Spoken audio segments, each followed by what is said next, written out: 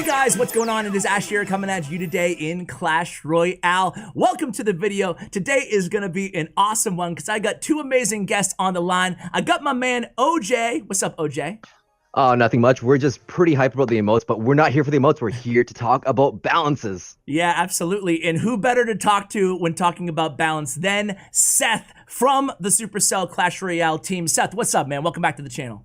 Oh, thank you for having me on. It's always a pleasure. I'm happy to come back and talk because I'm actually really excited to talk about this month's balance update, which is going live, as pretty much as soon as you're listening to this, right?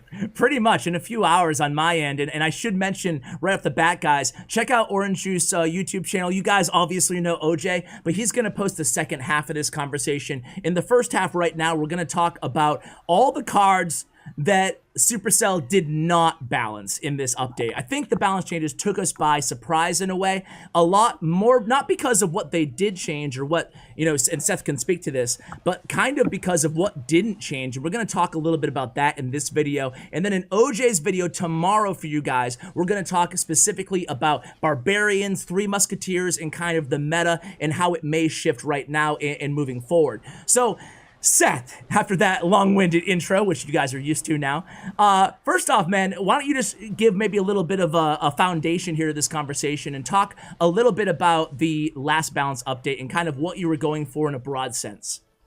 Yeah.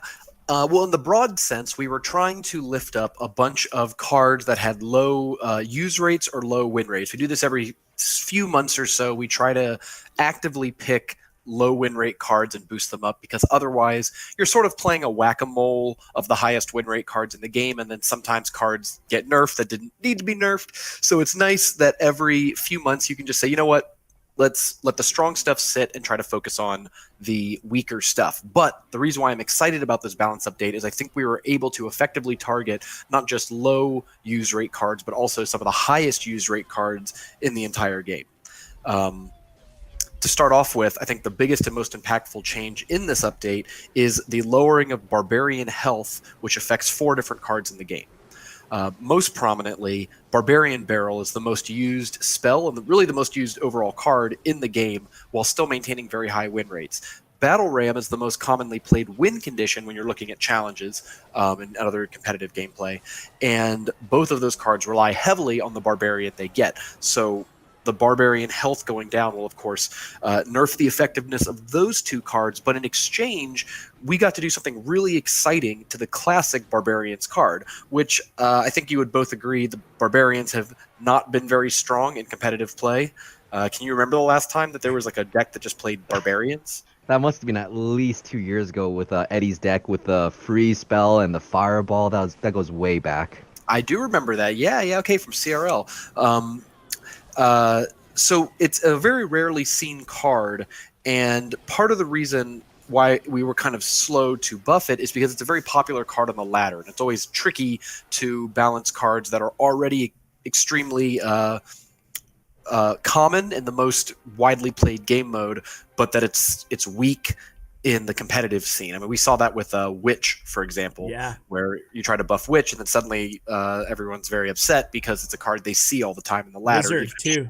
But Wizard, same thing, right? Very controversial changes to cards that objectively are not that strong, but because they're so popular on the ladder, it can be confusing for players. Anyways, so the really exciting thing is that we increased the Barbarian count from 4 to 5. Now, a lot of people, I think, interpreted this as a nerf because the Barbarians will now all die to Fireball, but I think the increase in stats that the squad overall receives, I mean, most prominently a 25% damage buff, is really, really impactful, and is going to make Barbarians a really great Fireball bait melee defender moving forward. So I think that's going to be the biggest and most impactful change that we see when this balance update goes live. Yeah, and we were talking a little bit off air, Seth, and you mentioned that you think they might be sneaky, kind of a little bit too strong Barbarians moving forward, but we'll keep that part of the conversation for OJ's video. Check out OJ's channel on YouTube, guys. But yeah, I will say as a teaser for OJ's video, we pushed this because there's a long-term plan that we really want to see come together. And if you want to hear more about that, then we're going to talk to you over on OJ's channel. Okay, sounds good. I really got to get to these cards that weren't touched. And OJ, let me throw it to you, man. Is there one card that you were kind of expecting to get either nerfed or buffed that you didn't see in this update that you want to kind of ask Seth about? I'll throw you under the bus first, man. You know, I'm always happy about all the balance updates, so I never have any complaints because they're all logical from my perspective. But E-barbs, they haven't been touched in 2 years. Any So plans? I'm not kidding. I'm not joking around. 100% Elite Barbarians were going to be changed in this balance update. They ended up getting cut in the final edit, the final change down. We do have a change in testing that we've been playing with, and I think there is a meaningful sort of rework buff to Elite Barbarians that will make them good in competitive play and hopefully balanced on the ladder. Part of the reason we didn't do it was because Elite Barbarians are one of the most popular cards in the game, one of the most highly leveled cards in the game. Like if you look at the average level of its use, it's one of the highest in the entire game. So it's a really tricky card and really controversial card to balance. And we were so excited about the Barbarians change and some of the other changes that are in this balance update that we didn't want to take the focus away from that with the Elite Barbarians change, which, if you remember from the Royal Giant buff, was like a blinding sunlight that kind of overwhelms all the other balance changes. So we pushed it forward to a later month, but I think you can expect an Elite Barbarians change in 2019. That's so cool that you gave us that perspective, because with Elite Barbarians, I'm in my own little bubble in the 5,000, 6,000 range in grand challenges. You never see E-barbs in there, but of course, if you're in the 5,000 range, you are in the top 1% of the game. And if you're watching my videos, if you're watching Clash with Ashes videos, you're probably in the top 1%, one of the more passionate players in the game. So it's really crazy to me, and it blows my mind how that E-barbs appeal to the majority of players outside of my 1% bubble. Yeah, definitely. I mean, I coach Elite Barbarians, so I am the utmost authority on speaking about this. And now I'm just joking. Go ahead, Seth. I'm saving up money to hire you. I can offer you a little discount. A little discount. Long-time listener, first-time caller. You got it, man. But yeah, so I mean, well, let's. I want to transition this away from Elite Barbs for a second and talk about the other card, because it ties in here, and that is Royal Giant. Royal Giant, in my opinion, is the best win condition in the game right now. It's dominant in ladders, dominant in challenges, it's dominant in tournaments. So I was surprised that maybe him or one of the cards that kind of supplement those Royal Giant decks didn't get touched. I want to ask you like a two-part question, Seth. Number one is, what are your thoughts on the strength of Royal Giant? And number two is, as it relates to Elite Barbarians, looking back to the rework that you gave Royal Giant, did you think that it made him a little bit too strong in the competitive zone, forgetting about over-leveled?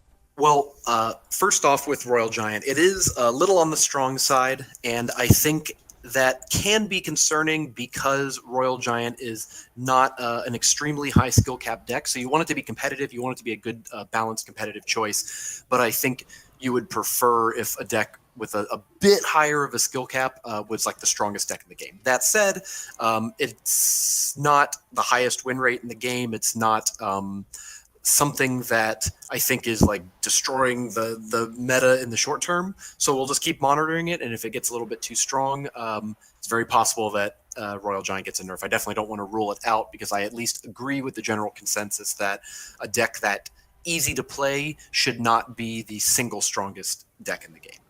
But on the whole, given the immensity of the change, given how big of a balance change it was, and how much work went into it, how much playtesting and prepping the community and teasing and the extra videos we made, I am actually thrilled with how that rework went. I mean, I consider that honestly one of the best like things that we as a balanced team have been able to pull off, because we took a card that was very, very weak in competitive play and made it, you know, essentially balanced with a huge change in one go.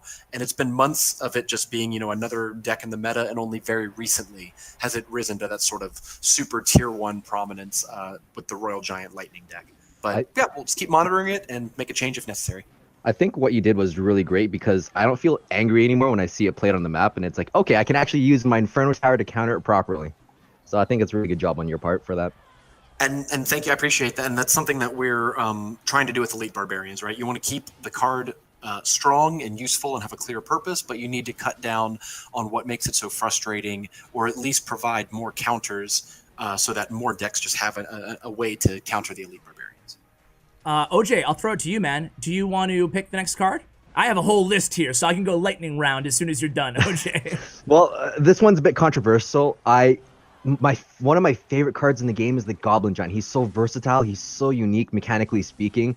Do you have any thoughts on this card? I know that it's one of the best cards in draft, and is that something that's okay, or do you want to bring it into more diverse metas? Goblin Giant, I think, is actually one of the better win conditions in the game right now. Of course, It's one of the problems is that it's being a newer card and being a newer epic. Not everyone has them leveled up yet, but looking exclusively at challenges, he has an incredibly high win rate, relatively low use rate, because really the only people playing Goblin Giant are maybe the more skilled players or people who are discovering these new decks. But there's no really plans to buff or nerf him right now. We're just going to let him sit for a little bit. But I think he's a very fun card. I agree with you. He's really good in draft. I love how in draft he's good at punishing all the lava hounds and golems that people tend to pick very favorably, and you can pass them a really expensive tank and then punish them with the Goblin Giant. I think that's cool. Yeah, I agree. I love the card as well. I'd like to see him. He's like almost exclusively used with Sparky right now. So while I do agree he's amazing, it'd be interesting to see what he would look like in a different deck, a different archetype kind of, other than just that. But moving on for me, next on my list is going to be Zappies. I like Zappies, even though their stun lock can get annoying when it was OP, kind of like it was before you nerfed it. So thoughts on Zappies, Seth? Yeah. Okay. Well, I will be completely transparent with you. I find Zappies to be, when they are working, to be one of the least fun cards to interact with in the game. The stun locking can be very frustrating. So I think that is a card, and I think just as a general rule, I don't want cards to be very prominent in the meta that their mechanics are your cards don't work. Like, cards should counter each other back and forth, but a card that just says your card doesn't work, your card can't move anymore or attack or do anything is not something that I would want to see in a wide variety of decks. So part of the reason why Zappies were nerfed, and it's sort of weird because it really was like a bug fix. If you remember, two Zappies played in the same lane against each other had this weird thing where like one would attack forever and the other would always die. So by changing their mechanics to make it so that they would attack each other back and forth, it fixed that bug. It also changed their attack speed along with it. But if you remember, Zappies were so prominent, one of the most played cards in competitive play, that it was very common for squads of Zappies to bump into each other. Mm-hmm. So by and large, I am actually happy with Zappies being one of the lowest use rate cards in the game. They should be good. I don't want them to be a bad card, but they should be a very niche card that only works in very certain situations, because I don't think the game is better when it's widely played. And I'll give you an example of another card like that we all just went through, was Freeze. I mean, Freeze arguably, has a right to be balanced like every other card, but when Freeze was as good as Fireball, I think the meta as a whole suffered for that. So Zappies I sort of put in that same category. However, that doesn't mean that the card is actually bad. They actually have a 49% win rate. So they are playable. They're certainly not a horrible card. And I do think that the Barbarian change is going to be the best thing that could happen to Zappies, because now you have yet another fireball bait defender, and I think Barbarians and Zappies will play very well together in the same deck. So you actually might end up seeing more Zappies. After I said all that, you might actually end up seeing more Zappies in this meta because of how they synergize with Barbarians. Yeah, it's definitely a good point on the fireball bait.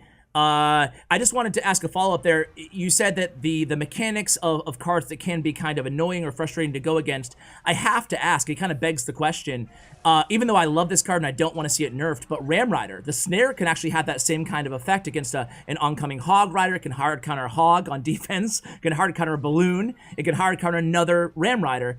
Are you happy with the snare effect? It certainly can at sometimes. We wanted her to be good on defense, which is why we gave her the snare, and also to create sort of challenges when she's attacking of what you can defend with. We did learn some things, of course, from other cards. That's the reason why she changes targets if there's multiple targets out there instead of just locking on a single person. But yeah, if Ram Rider gets too strong and we need to nerf her, I think that would be the most likely thing we targeted, would be how much crowd control she has. Okay, cool. OJ, any final questions? Yeah, the bomber's been on my mind. You gave it some different mechanical changes earlier on, but it still feels like it's not usable. It's foreshadowed by Wizard, by Executioner, by Baby Dragon. Every other splasher seems to fit its role better. Do you have any plans for the bomber? We have tried, actually, so the bomb tower change that has added death damage to it, we actually tried that with the bomber, but it was a little weird for a couple reasons. For him throwing bombs, but then dying and having a bomb at the point of location actually like looked and played and felt very not intuitive. And it created some probably defensive problems where he functioned as a very cheap sort of defensive fireball, and it made him, because he could just throw him out there and he would die. We've also tested him as a log bait card, where making him only 2 cost and making him die to log. All of these just don't feel like totally quite right, although we keep playing with them and revisiting them. So, like, yes, there have been plans and tests about Bomber, but none of them have felt good enough to go out. In the bigger picture, Bomb Tower is a low arena common, so it has to be pretty simple and mechanically straightforward. And stats-wise, the Bomber is actually really good. It's just that everybody plays Fireball or Poison or Air Troops, and so he has a lot of counters in pretty much every deck. Hey, one more thing, actually, Seth. I have to ask. I'd be remiss if I didn't ask about Expo. Surprisingly, a lot of people took issues to your Expo buff in this last balance change. Any thoughts on that? Any response on the Expo controversy? Yeah, well, Expo definitely errs a little bit on the lower win rate side. I think the use rate's mostly fine, but its win rate's a little on the lower side. This is actually a pretty small buff, because when you buff buildings' health, they have a lifetime, so they lose health every second. So a health increase on buildings is not as impactful because they just start bleeding away a little bit more health each turn. The goal was to make it slightly better against Rocket, so that one of the more common counters, it would still get a little bit of damage through and force you to actually fight the Expo. But overall, I do not expect Expo to be dramatically improved by this. I understand it's a very frustrating deck. We want to kind of walk it up a little bit at a time. The catalyst was that Mortar has a much higher health to elixir ratio than Expo, and so we thought that it would be appropriate for Expo to have slightly more health, especially because there are Royal Giants and now Goblin Giants out there that match up so well against it. Okay, cool. Well, hey, Seth, thank you so much for taking the time to answer our questions. I have so many things to still ask you, but I'll wait till OJ's video to do that. But I just want to throw it to you one last time. Thanks again for coming on in your transparency, and I love the blog series that you do on Reddit, the design blog series. But do you have any final thoughts, maybe? Any other card that we didn't mention, maybe? Or do you want to save that all for OJ's vid? One card I know that you wanted to ask me about was Heal. And I'll at least tell you as a teaser for OJ's video that, well, we did just change Heal in order to make it better for cycle decks, but part of the reason we can't push it anymore is because of Three Musketeers. And Three Musketeers are one of the main things we'll be talking about over on OJ's channel. So I'm looking forward to see y'all there. Awesome. Well, hey, thank you so much again, Seth. I appreciate it. Thanks for having me. No problem. Take care. OJ, take it easy, man. I'll see you on your YouTube channel. Thanks for coming by, man. Yep, it was a pleasure. I'll see you guys soon. All right, guys, thank you so much for watching this video. I hope you enjoyed it as much as I did. Another shout out to Seth, aka, well, you formerly knew him as the Rumham, which we don't call him anymore, but you can check out his design blog. I will link that and his Twitter account in the show notes below, of course. And a big shout out to OJ. You can check out us having the second half of this conversation on his channel. Did I mention that before? I think I might have mentioned it a few times to you guys. Either way, that information will be in the show notes again as well for you guys. Huge shout out to Bren Chong and Royale, my YouTube partner. Check out their information as well. Thank you for watching, and as always, take care, guys.